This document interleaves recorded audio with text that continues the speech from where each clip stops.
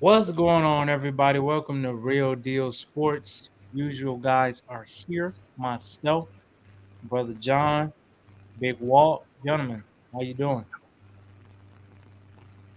I'm Another doing good, beautiful man. day, I'm doing real man. good. Nice day out. Can't complain. So it's another beautiful day here on Real Deal Sports. How about y'all? True. Very I true. haven't been outside yet, so I don't know. But it's I good. feel the same. I can see what's It's outside. early. It's early. Yeah. It is a little early. I know, y'all probably ain't got the boogers out your eyes. You feel me? So, Wait, hold on. I I, got. I'm an early bird. I be up at like 4 o'clock in the morning every day. So Sheesh. it's light work. It's light work to me.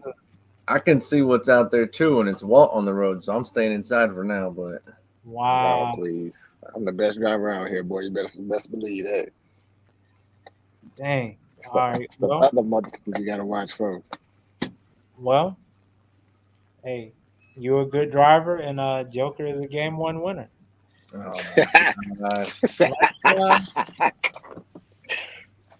So let's start there, man. Hey, wait. Why is there days between the first two games when they're both in Denver? Like that don't make They probably just to stretch it out. Just to, obviously, but I'm just I, saying, like, I, why I feel, not I'm just about to say that's a advantage. That's even more of an advantage for Denver, in my opinion. why not? well, Probably. maybe, or Probably. Miami because they need the rest. They Well, if I were Miami, I would stay in Denver and get acclimated to that. no. What I they mean, I think they've been in Denver since they beat Boston. So. Oh, have they? Okay, I would say I would still stay there a couple more days because you can't shoot. It can take you months to get used to that. So Yeah, I don't know. yeah. I think they went to Denver that night. The night they beat Boston, they went. Just to get acclimated, like you forehead said. looks shiny as hell. Who? I said my forehead looks shiny as Oh. hell. But but yeah, guys. Last night the Denver Nuggets took Game One of the NBA Finals. Joker had another triple double. It's crazy. What I did see in the game, and I told people before, they just got a lot of size. I think they was gonna give Miami the same problems Boston gave them. Size. Jimmy. I don't know what he gonna do, but he gonna have to get into the chest a lot just to avoid getting his shot swatted. And I it's really with Joker, it's nothing you can do. He can shoot. He can get to the rim.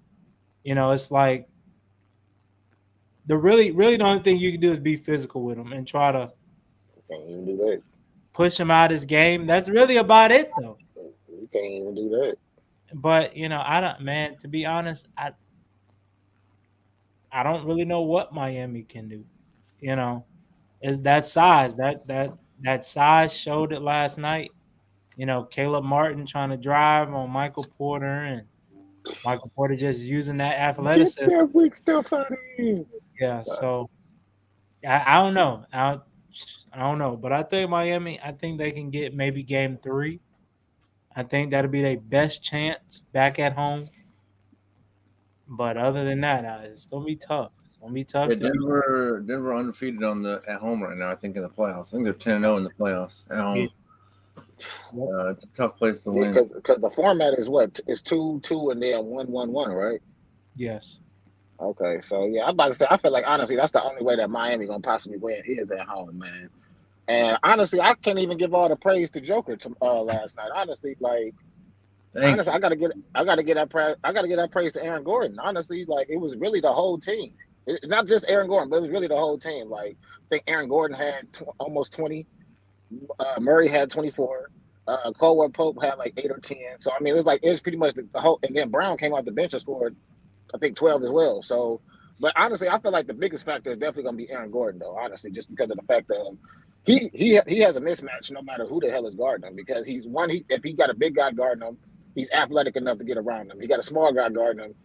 You saw what he did with Gabe Vincent and Caleb Martin last night. He was giving the boys the work in the paint last night. So honestly, I feel like as long as Aaron Gordon could continue on and scoring how he is and just playing how he is, the Nuggets, I feel like they're gonna sweep him. And like I said, it just Aaron Gordon. He's been really balling these last 2 games. You know, like coming out of his shell, honestly. And I feel like I like seeing that just because of the fact of what I'm saying, him being in Orlando. You know what I'm saying, he wasn't really getting too much.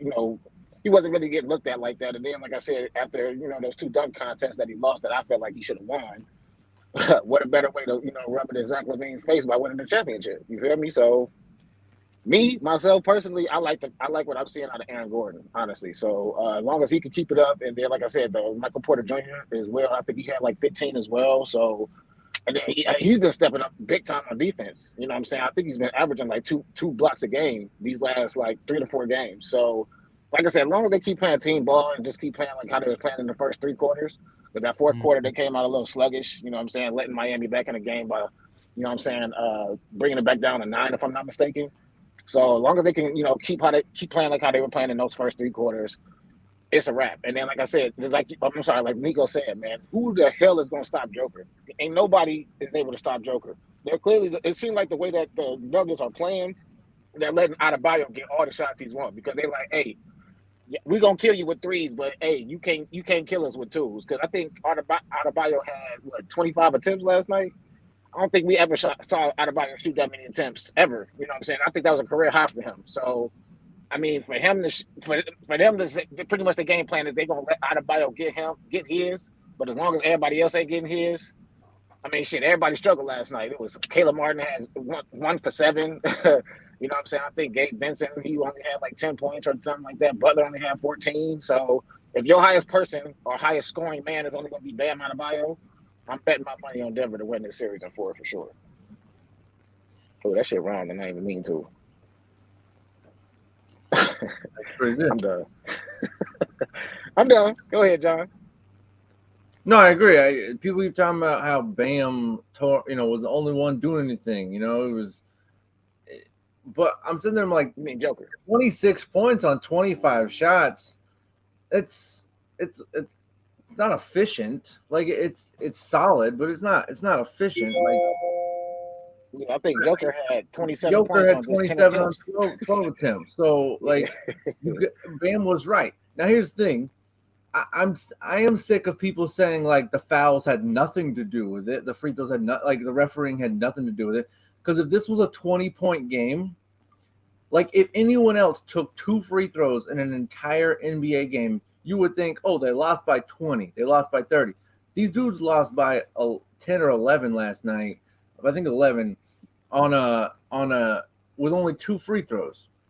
And I agree with Bam that they took too many fadeaway jump shots. Bam himself would not go at Jokic, faded away on every shot. But at the same time, it wasn't nothing. I mean, Jokic came down and got this call where the guy tried to go around the screen, made a little bit of contact with Jokic. Jokic hooked Robinson around the back and then made him fall, right? Boom, Jokic gets the call. About 5 plays later, Bam does that same call, and they call it on Bam. So it's like, yeah, the refereeing was terrible last night. I mean, that ref who's got the burner account, bring him back because he can't be worse than what I saw last night. Yeah, bring him back because it can't be worse than what I saw last night. It was terrible. So to say that game was not affected by the refereeing is a lie. Is a flat out lie. It was because it was way too close for it to be the lowest free throw game of all time. However, at the same time, yes, part of it was Miami. Miami did take a ton of jump shots. I thought Jimmy was unaggressive. I thought Jimmy took shots that, he found his spots and he took shots at those times, and they weren't bad shots. He took good shots. They just didn't fall. That won't always happen. He'll hit his shots next time. But, like, he wasn't aggressive. He wasn't going at them, just going into their bodies. And so the whole night. I would have liked to have seen more of that. But at the same time, on the other end, like, yeah, Denver was just getting tic-tac calls all night long. I was like, come on, man, this was terrible. It was hard to watch. But the plays that were, the plays that did happen without refereeing, and that was fun to watch, man. It was great basketball. Miami hanging around, even holding Denver to that much was great defense on their part. But I agree with Walt. I think that's the big deal is you found guys who could easily be playing for the Wizards or the Hornets or something like that, and yet they're not. They're playing meaningful basketball, meaningful minutes in the playoffs for a really good team. And Michael Porter Jr. is one of those guys. Michael Porter Jr., he could have just been that guy who just wanted to shoot shots and do all that and have fun, and he's a cool kid and all that, and he would have been shipped like a lot of other players. I'm going to start naming them, but instead he stepped up his defense this year, man. Became a really good defensive player, became a really key part of this team. Didn't shoot well last night. That's fine. He's a great shooter. He'll figure it out. And then of course Aaron Gordon, man. Aaron Gordon, he didn't have a strong game overall, but I think he had like 12 of their first 20 points or something like that. Yep. And he got them going. And, he made Miami burn an early timeout, almost made him burn a second, but then, but yeah, so Aaron Gordon really got things going for him early.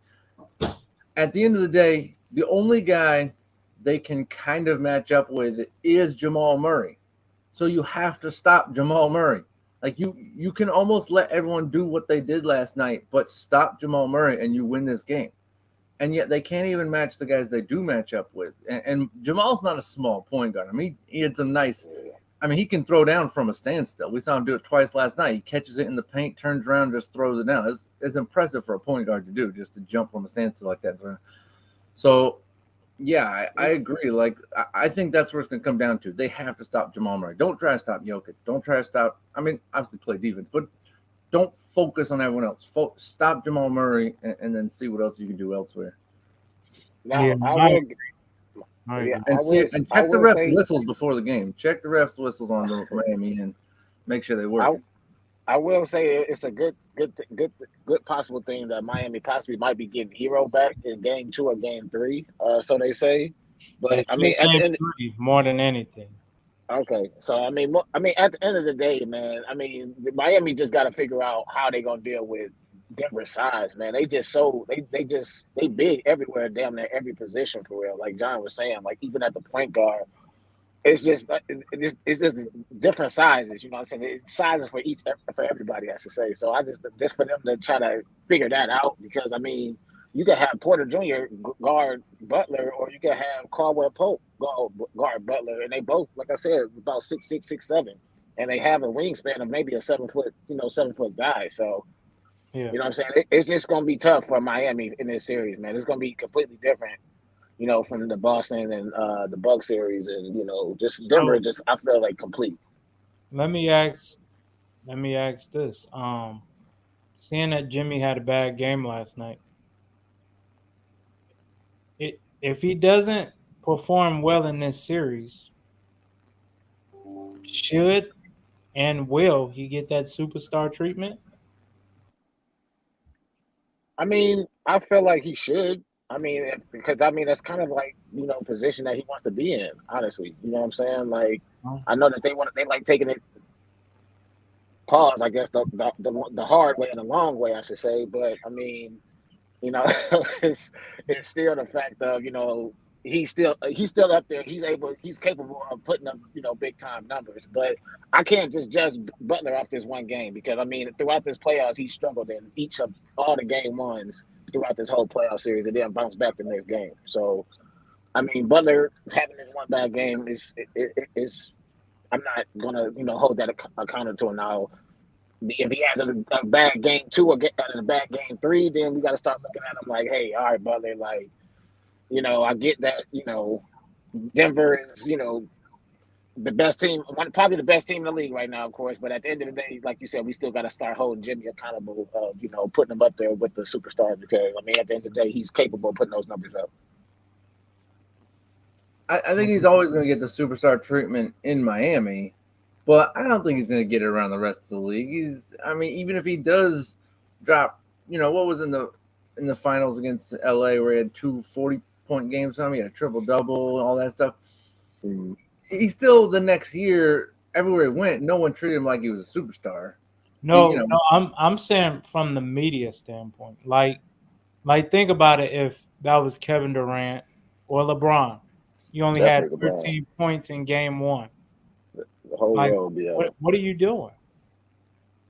No, right. But that's what I'm saying. I don't think he will ever get that treatment because he didn't even make the All-Star break. Like you ain't gonna get a superstar treatment if you don't even make an All-Star game. So, I don't think he is. Even if he balls out, I don't think he's gonna get that treatment from the media. Only in Miami will he get that.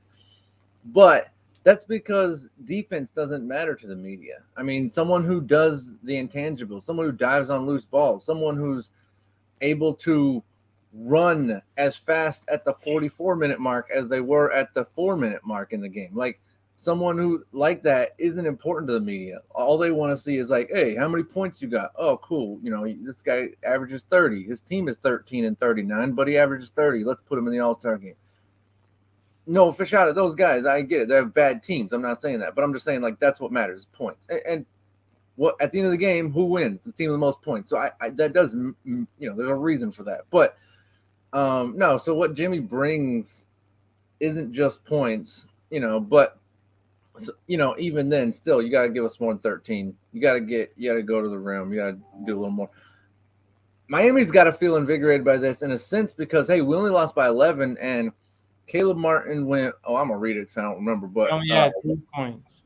Caleb Martin 1 for 7, points. Max Strus 0 for 10, and Duncan Robinson 1 for 6. So you had those three guys go 2 for 23, and so you got to feel, hey man, these guys just hit 2 or 3 more.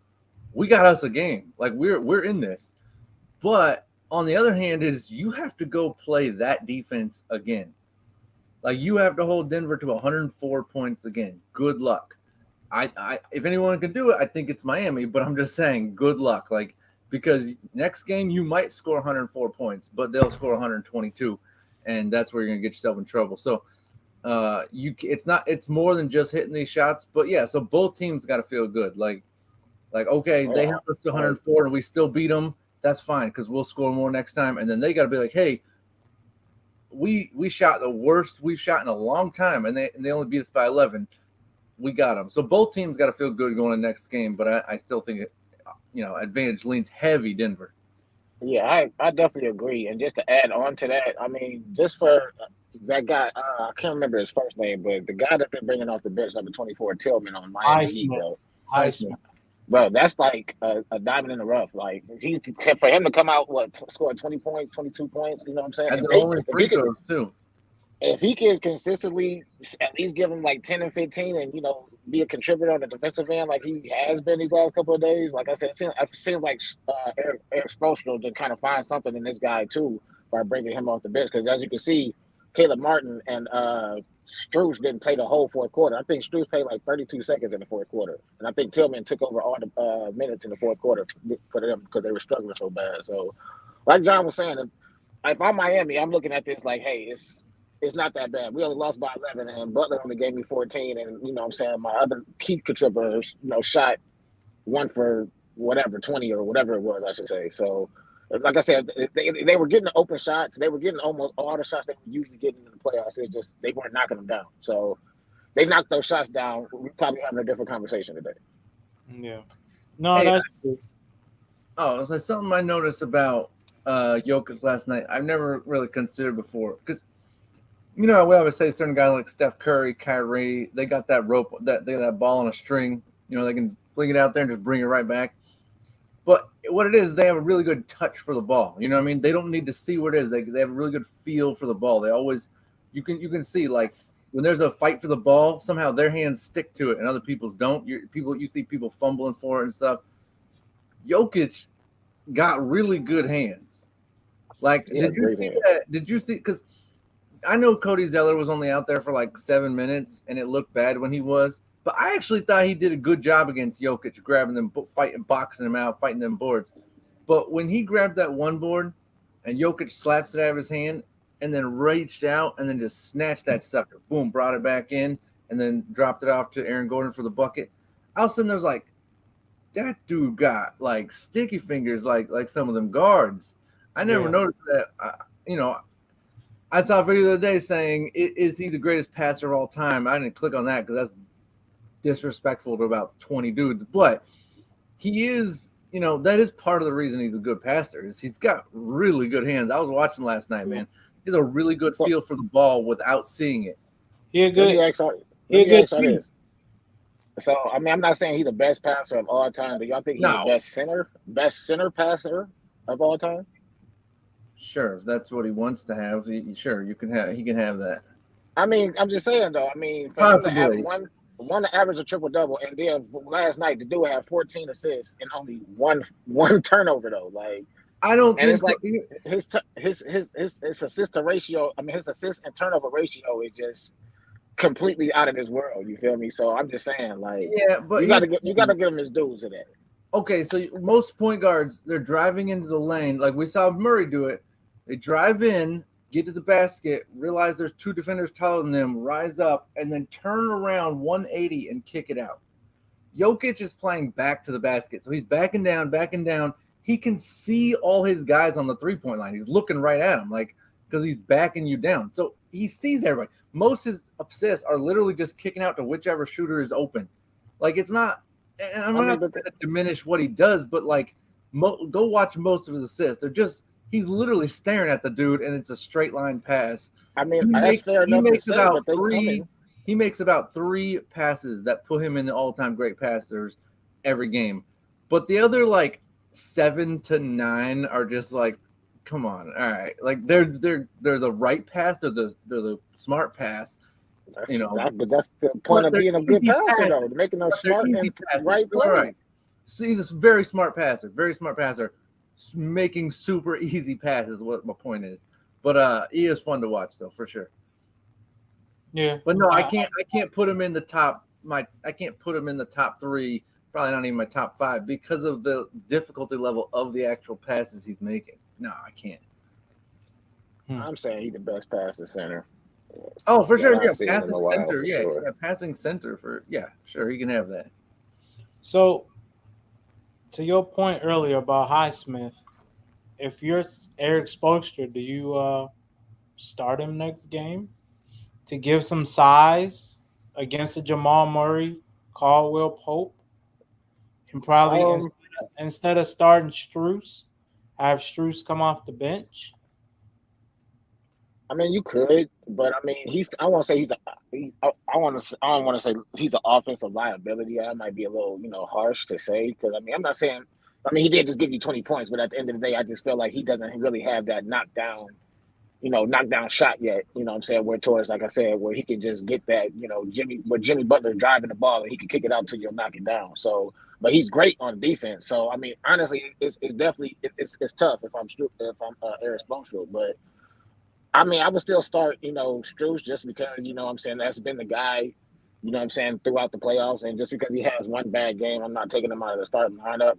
Now, if we go through this game and he has another 1 for 8 game, then maybe I'm looking to switch up the lineup a little bit. But by that time, I mean, who's to say Tyler Hero is going to be coming back. So I'm pretty sure more than likely they're going to kind of ease him back into the lineup anyway. So.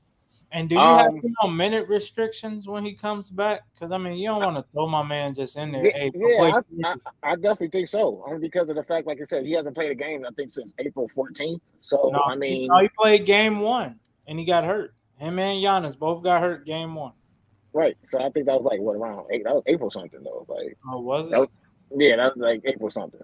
So whatever, it's been a while since he played in the game. So I mean, I'm pretty sure they've been trying to have him in practice and things like that, trying to get him ready for game time minutes. But it's nothing like really being in game time unless you actually in game time. So I mean, I see them probably giving Hero maybe like 10 to 15 minutes here and there just to see trying to ease him back in. But like I said, to answer your question, I don't think you want to take Strus out to start a lineup. I still start him the second game.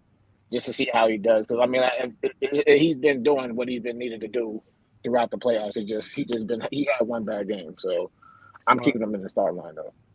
John. I mean, well, hey, anyone watching, drop your comments about what you think about the finals for sure. I still think Kevin Love could come in and play 10 good minutes, solid minutes. I mean, we're talking about one of the best rebounder, boxing out players we've ever seen. One of the. So I think Kevin Love.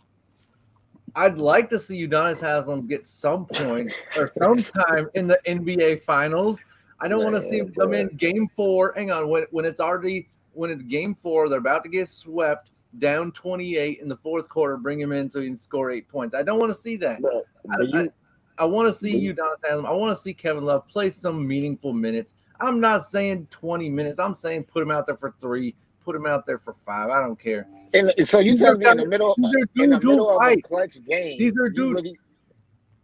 I'm so tired of people saying European ball dominates the NBA. It doesn't. You know what happens? It's guys who are willing to get, physical. Like there's a reason Porzingis did not do what Jokic is doing. There's a reason it took a guy from Serbia and not a guy from, it's guys like that, like them Russian type dudes who come over here and play like that, play that physical ball. Jokic is a tough dude. And like you're not getting dudes from, the European ball just does not just translate to the NBA. You have to be a little bit physical. Kevin Love is physical. You gotta be a little bit physical to make it at this level, in the NBA Finals. And that's the thing is I just don't see them getting physical with Jokic, and like they need to, man. They need to get physical with him. So, hang on. Can y'all describe this getting physical with Joker? Because it's like, bro, he's like 280 pounds. I don't think I want to get that physical with Joker though. Like, because I mean, at the end of the day, regardless of what you do, here's the one that I agree with. This is Giannis is obviously the best player in the league. Saying this, bitch. Giannis is the best player in the league. Giannis is the best European player in the league because but he is the best player in the league. He's still number one, but I agree with that statement right there. But that's the thing is he gets physical. Giannis is a man. He's a strong man, willing to get physical. It doesn't mean they already play. Oh, go ahead. No, I'm saying like just being European and playing fundamental basketball does not just translate into the NBA as success. You have to get physical. You have to be willing to get physical, and those guys do. No, yeah. I appreciate the comment, but I mean, at the end of the day, Giannis can't be the best right now because he's not playing for a finals. So at the end of the day, it's got to be Jokic right now because I mean, the best player. Hang on, are you if LeBron didn't win the finals, he was not the best player when he was LeBron? I've told y'all for the last 2 years, LeBron hasn't been the best. No. But when he was losing to the Warriors, he wasn't the best player in the world. No, he was still the best player in the world, even though he was losing. Like that's not how it works. Yeah, I mean it is, but LeBron was putting up worldly numbers, though. I mean that's completely different. Giannis, I mean, yes, he averaged a double, but I mean at the end of the day, they still got put out in the first 30 and 12. They got put out in the first round, though. Like. We are not calling a 3-game back injury. I get it, but at the end of the day, it's about being the healthiest team, and oh my gosh, that's what Denver is. You said that yourself. Giannis is still the best player. It's about being healthy when it comes to being in the finals. He was the healthiest team, and he's been the best player. He's been averaging a triple-double the whole damn playoffs. How could you not be considered the best player in the playoffs right now? Because Giannis isn't in the playoffs right now, sure, because he's the only because one they got eliminated by the team that they're facing. Okay, but we're not arguing this today. But Giannis is the best player in the world currently. He's the best player in the world. Yes, he is. I'll give you that. Yes, but right now in the finals, no, he's not because he's not there. Right. No, I agree with that. Yeah, but we're talking about European players. Giannis is the best player because he's the best. I mean, that's arguable too now, just because Joker is up there now. So I mean, hey, I'm just saying he's making me a believer. Nico, don't even come with that. Luka he's making me a believer. I'll shut the show down if you say Luka. Come on, man. It's not even a discussion. Come on, man. Well, I'm about to say it definitely is now, especially not even Luka, making the playoffs, but Yeah, he thinks it's Vucevic, not Luka. Vucevic. the other I'm Nikola. dead. But either way, it's been a good playoff. So I mean, yes, I definitely appreciate your comment though, Miss B word. So yeah. Yeah, I'm glad you didn't say it again. Thank you. So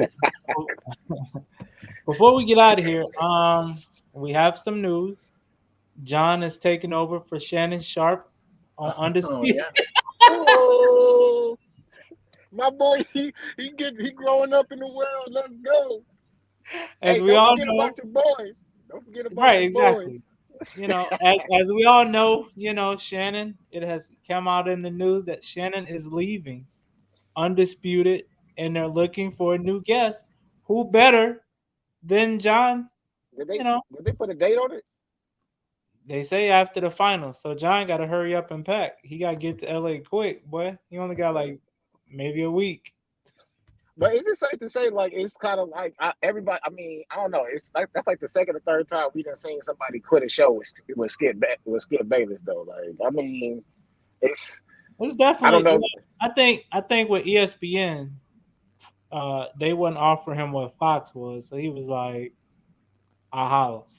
So I don't think he quit. He just went and got more money. And then shit, wouldn't you rather live in LA compared to Connecticut?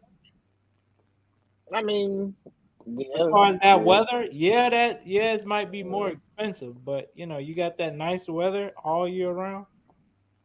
hey man, Connecticut got some of the most. I think Connecticut has the most expensive neighborhood in the United States, something like that, where Tom Brady and them live. It's like some fancy. Like I don't know. Okay. Yeah, I don't know if Skip and Shannon are living there, but No, they there's live in some LA. They do Fox. They do their show out of LA. right. Yeah, I was saying I'm saying, ESPN is in Connecticut. yeah. oh, I think the headquarters or something. Well, I mean, either way, I mean, I'm pretty sure Shannon he got stuff lined up anyway towards he's moving on different platforms and whatever his reason is for leaving. I mean, they've been doing the show for 7 years strong now, so I mean, honestly, it's been a pleasure to actually see him and Shannon. I mean, Skip go at it honestly. So Hey, it's definitely. I'm curious to see who they're gonna replace him with. Not replace him, I'm but serious. It's John. Hey, Miss B Hey, word. John really, gonna put him in the what check. did she say? I didn't even say it. I didn't even see the who's comment. gonna put Skip on? Yeah, who's gonna keep him in check? I agree.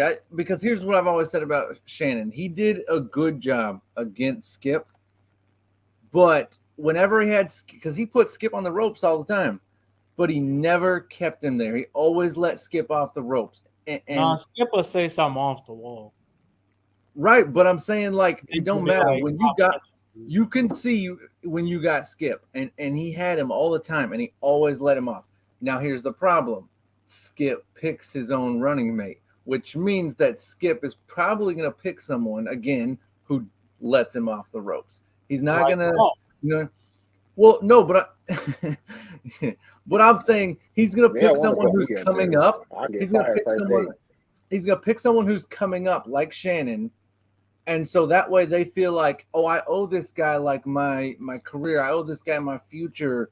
I'm not going to be Rob Parker. I'm not going to be too hard on him because, he gave me this opportunity that I can't get anywhere else. That's the kind of guys Skip picks. And so Shannon, I'll put them together now. Shannon was that guy. Shannon near the end was great, man. Great. But early on, man, Shannon let him off the ropes all the time.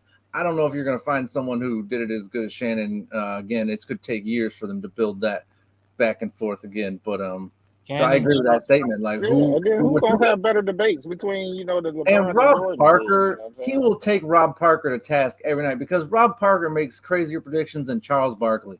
Like I'm done with Rob Parker, bro. This is if they bring him on, it'll just be so they can argue about Brady all the time. Who should turn that show off so fast. Who they should bring on? Terrell. That'll make for good TV, boy. I tune in. I tune in every day. Ray Lewis or somebody. No, He ain't gonna let him have no. Bring on Antonio Brown because he will go over the desk if you piss him off. All right. Anyways, on that I note, think Theo might- on that note, No, but I think this is a very interesting move. I mean, because like for over on the other side with Stephen A, he always kicks his guy out. You know what I mean? He's like, all right, I'm done with this guy. Bring me something new. I need to refresh the show. Whereas, Skip's guys, they do move on to bigger, better things. So I do like that in a sense. And then a lot of, but like they leave him, you know what I mean? Like they leave him. He doesn't kick him out.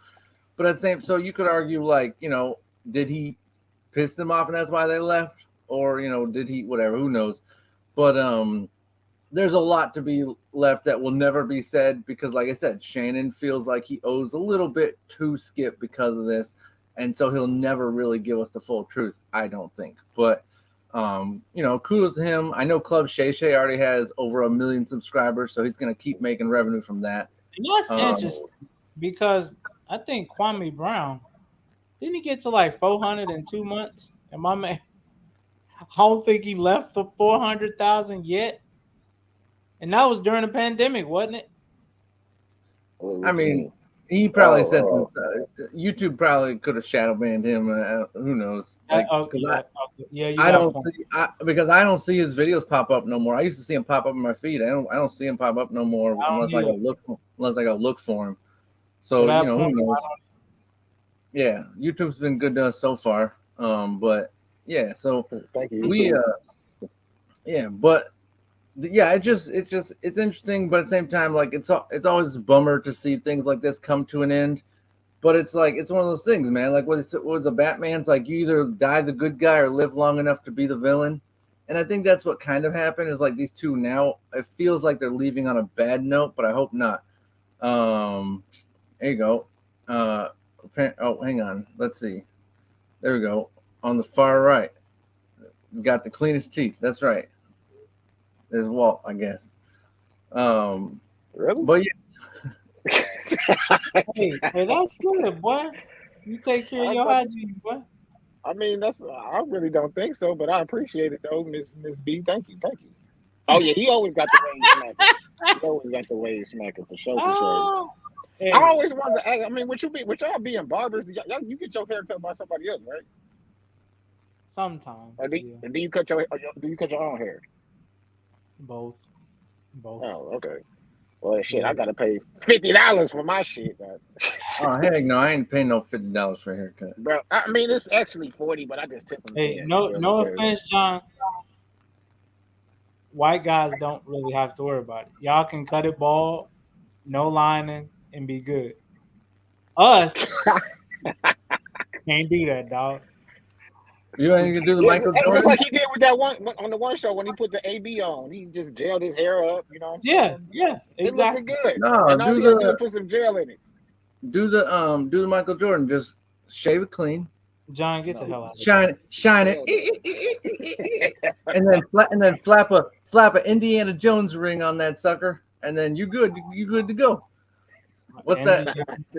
Not Indiana Jones. Who's the guy who plays Indiana? Harrison Ford. Harrison Ford always walks around with that Michael. Maybe it's the Michael Jordan ring. Who knows? Which one started it? But hey man, I got to get out this Amazon parking lot. I literally just did a whole ass show on the Amazon parking lot for real. So yeah, I had to pull over. Miss B, please subscribe. Miss B, subscribe. Show all your friends, all your homegirls, all your buddies. Yeah, 50. You got to tip your barber, lady. You know what I'm saying? Like $50. Bro, it used to be 30, but I'm trying to tell you, everything is going up. It ain't just food prices going up. Everything going up, man. These barbers need their money too. But yeah, thanks for the comments. As always, please subscribe. We need you to subscribe. But we always appreciate comments. We appreciate the back and forth on every show. So definitely. And Walt, you can take us on now. My shiny teeth and me. I just had to put that in there because you said I got some shiny teeth. I'm sorry. That sounds like a commercial jingle. No, you've never seen Fairly Odd Parents? I'm sorry, I'm a big kid. Sorry. I don't know. I got kids. Wrap it up, man. Come on. All right, well, look, like you said, we appreciate y'all watching today's show here. Make sure y'all keep on share, subscribe, and keep commenting. We appreciate Miss B for commenting on the show today. Like I said, keep on showing us love, growing. I think we at 151 right now, or 150. So, hey, keep coming along with this journey with us. So, hey, this your boy Big Watt, my boy Nico Suave, looking suave with the mofo with the waves popping. My boy John, hardest Come working on, man. man. Stop. Hey, that's how you know when your boy gets a compliment when you go like that. You feel me? Hey, come So, on, dog. Chill out. And my boy John, the hardest working man in the show, man. We appreciate y'all joining us on this beautiful Friday morning. And hope y'all have a great weekend. And hey, we catch y'all again on Sunday or Monday. How about them